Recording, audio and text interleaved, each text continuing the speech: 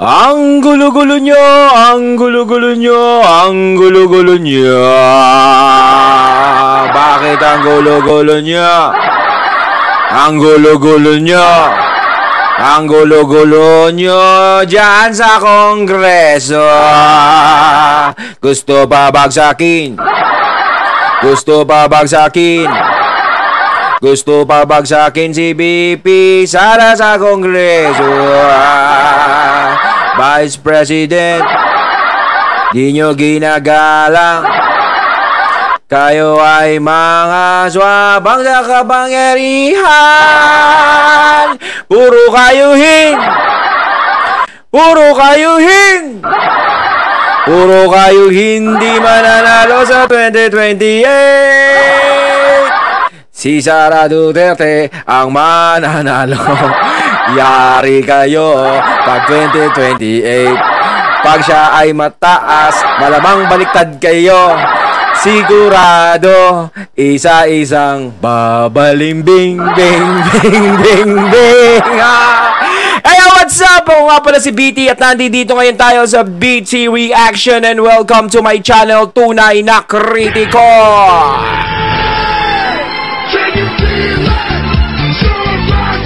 At meron po tayong panonooring video ngayon. Ito po ay nagmula kay Banat Kapanig TV. Sa mga hindi pa po nakakabisita sa channel ni Banat Kapanig TV, bisita na po kayo mga katunay. At kung hindi pa kayo nakakapag-subscribe, subscribe na din po kayo mga katunay kay Banat Kapanig TV. At syempre, huwag nyo rin po sana kalimutan na mag-subscribe dito sa channel ko sa Tunay na Kritiko. Kung hindi ka pa nakakapag-subscribe, and click the notification bell para maging updated po kayo sa mga reaction videos na aking ilalabas. At huwag na natin pagtagalin at sabay-sabay na nating panoorin ang laman ng video na hatid sa atin ni Banat Kapanig TV at bibigyan natin ng reaksyon. Hap!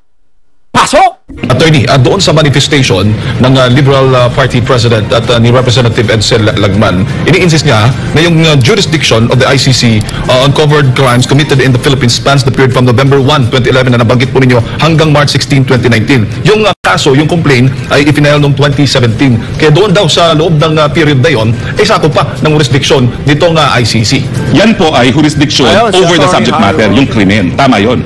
Pero ano ang magiging trigger para magkaroon ng jurisdiction ng hukuman? Yung pagiging miyembro ng bansa sa Rome Statute ng ICC. At dahil nga yung preliminary investigation ay nabigay ng hukuman matapos naging epektibo ang ating pagbibitiw, kaya po wala ng jurisdiction. Decided case na po yan, Burundi. Now, dun po sa kaso na sinain din ng Solgen, nagkaroon po ng dalawang dissenting opinion na ganito rin ang sinasabi. Kaya nga lang po, sinabi ng mayorya, kaya hindi sila nag-rule on jurisdiction kasi hindi daw in-argue ng Solgen at hindi na po pwedeng i-argue for the first time on appeal. Okay? So, pero pagdating po dyan sa confirmation of charges labang sa mga meron ng pinangalanang mga nasasakdal, yan po ngayon ang panahon kung saan tinitignan na naman ng ICC kung mayroong jurisdiction, itagaan niyo po yan sa bato. Wala na pong jurisdiction ang ICC. And I say that as the only Filipino who is a member of the list council of the ICC. Pero kung pwede naman gawin ng Kamara o ng Senado itong ginagawa ng ICC dito sa ating bansa, attorney, kung gusto mang imbestigahan ang nagdaang war on drugs ng dating administrasyon. Opo, kasi nga po, dahil yung mga panahon na yon, ako frustrated kami. Talagang ayaw pumayag ni dating Presidente PGMA na maging kasapi sa ICC. So ang alternatibo, kasama po ang Philippine National Red Cross na dati pong pinamumunuan ni Justice Luciano, nagsulong kami ng isang panukalang batas at naging batas kung saan yung mga pinaparusahan ng ICC naging krimen na rin dito sa Pilipinas. Kaya nga pong ayun, ang bilis magsalita ni Attorney Harry Roque. Talagang matalino si Attorney Harry Roque talaga yan. No, sana sa susunod na Senado, sana manalo si Attorney. No? Sino ang mga bumoto dito kay Attorney? Taas ang kamay. Okay si Attorney magpaliwanag. Kung tutuusin tayo dito, pwede naman dito, ba't ako nakikinatin? Ayan pwede naman imbestigahan dito sa ating bansa. Yung ganyan, kung may hinahabol sila na ganyan tungkol sa war on drugs ni FPRRD. Now, galit na galit sila doon sa war on drugs. Sino ba yung mga naapektuhan ng mga panahon na yun? Kayo ba? Hindi kasi ako nagtataka ako no? Galit na galit sila kay FPRRD.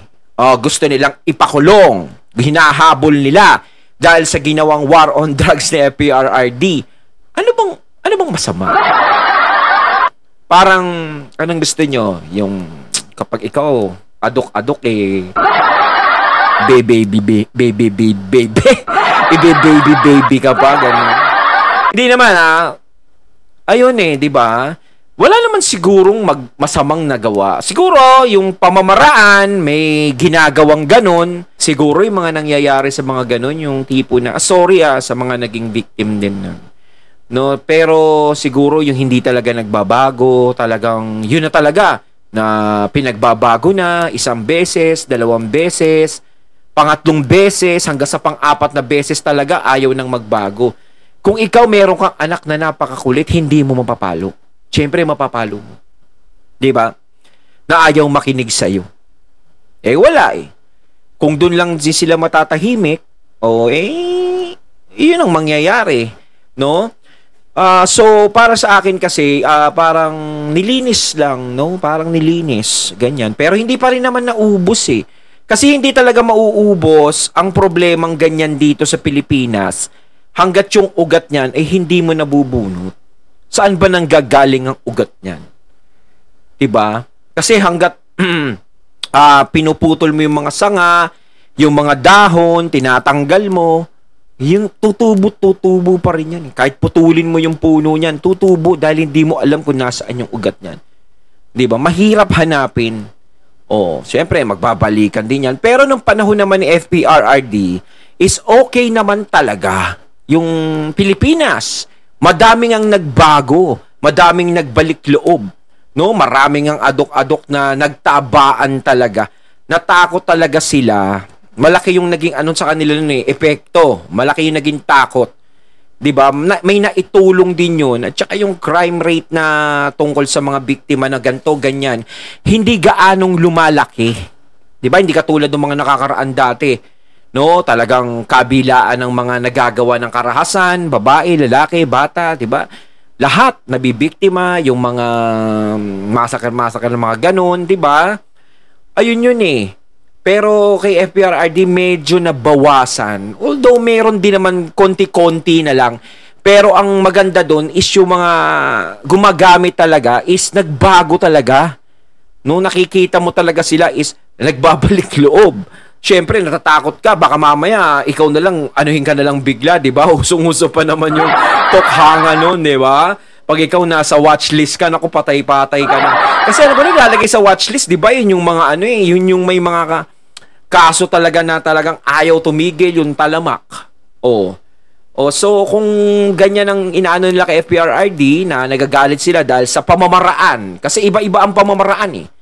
No? May pamamaraan yung iba na ginagawa na nilelekturan lang, ganto, ganyan. Kaso nga lang, siguro, hindi talaga sila nakinig. Ayaw talaga nila. Kumbaga, ayaw nila ng pakiusapan. Yung tipo na, may nagawa yung bata na ganto. Uy! Ang kulit-kulit mo, nabasag na yung TV dahil sa kakulitan mo. Huwag kang makulit. Sa tingin nyo ba, makikinig sa inyo yung batang yon o yung anak nyo? Kapag ganun ang pagsita nyo sa kanya, 'di ba? Yung TV yun, mahal na mahal nyo. Talaga sabihin mo sa anak mo, huwag mong gagalawin yan dahil may sentimental value yung TV. Pagpalagay natin may sentimental value yan. Nabasag nga ng anak mo. Tapos sasabihin mo ganun, uy, binasag mo yung TV natin na may sentimental value yan. Huwag ka naman malikot sa susunod. Siyempre, hindi susunod yun. So, ang nangyari, talagang, nabasag yung TV. Walang, ano ba? Sobrang kalikutan mo! Ganyan. Ganon, di ba? Matatakot yung bata talaga. No, kapag ganon ang ginawa ni FPRRD. No? Kaya nga, naging effective yun sa mga ibang gumagamit talaga, pati doon sa mga naging effective na napagbago kahit panandalian. Ewan ko ngayon kung nagtuloy-tuloy yung pagbabago nila, ha? Sabi natin, ang Court of First Instance dito po sa Pilipinas, hindi po sa ICC. Bakit? Dahil yan po ay kabahagi ng soberenya. Kapag ikaw ay isang malaya at independenteng estado, ikaw lamang ang meron tanging kapangyarihan na lumitis at magparusa sa lahat ng krimen na nagaganap sa iyong teritoryo. Kapag naghimasok ang mga dayuhan, yan po ay interference na pinagbabawal din po sa UN Charter. Tatlo na ng mga resolusyon, attorney, para sa kaalaman ng ating mga kababayan. Ang inihain nga dyan sa Kamara, sa una, yung resolusyon na inihain ng Makabayan Block o ng itong Kamatayan Block. Kamatayan Block, naman, ba't mo tinatawag na? Pangalawa, yung resolusyon, itong final naman ni Representative Abante, at yung pangatlo ni Representative Lagman. Maski lahat po ng 300 plus 316 congressmen maghain ng resolution, hindi na po magkakaroon ng jurisdiction ang ICC dahil wala pong kahit anong tratado o kahit anong prinsipyo sa international law na pumipilit sa mga estado na maging kasapi ng tratado kung sila po ay nagbitiw na. At dahil nga po natulog sa pansitan ang prosecutor at hindi hiningi ang pagpapayag ng korte na mag-preliminary investigation sa loob ng 1 taon mula nung tayo ay bumitiw, wala na pong jurisdiction. Once lost, forever lost na po ang jurisdiction. Attorney, sampal ba sa mukha nitong mga naghain ng resolusyon at parang inaamin ba nila na hindi nila kayang imbestigahan?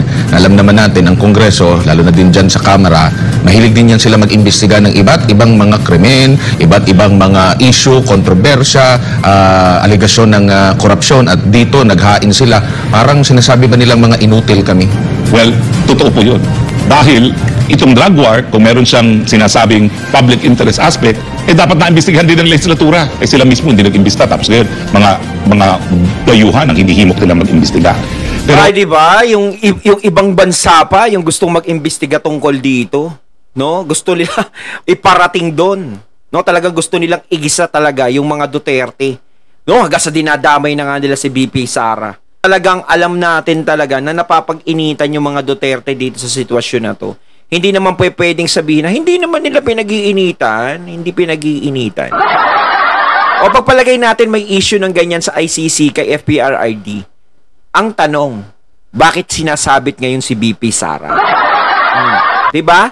Bakit biglang sinasabit ngayon? Samantalang dati, hindi naman. Issue na talaga kay FPRRD yan yung tungkol dyan, na gusto siya ipalitis sa ICC.